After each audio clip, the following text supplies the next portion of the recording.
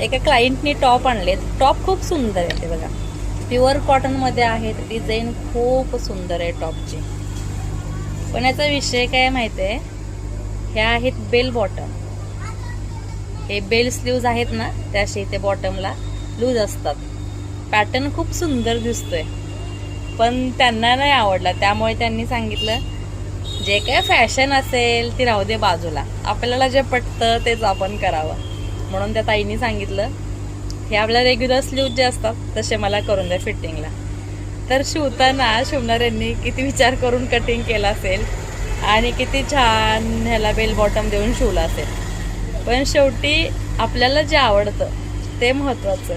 Fashion ती राहते बाजूलाच, फॅशनच्या ठिकाणी फॅशन, पण आपल्याला कम्फर्टेबल नसेल ती गोष्ट तर विकत तर आपण घेतो पैसे देऊन, फॅशन आहे म्हणून.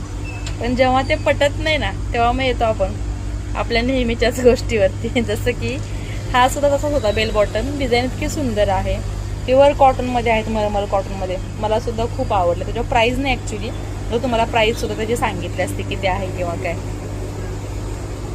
तर ड्रेस घेऊन बरेच दिवस झाले, जवळजवळ 1.5-2 महिने झालं म्हणतात.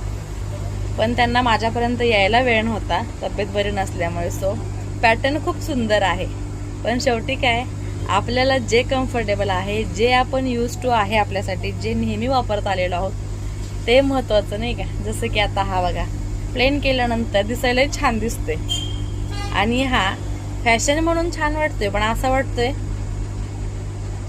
हा प्लाझो किंवा सलवार वगैरे आहे की काय असं खाली.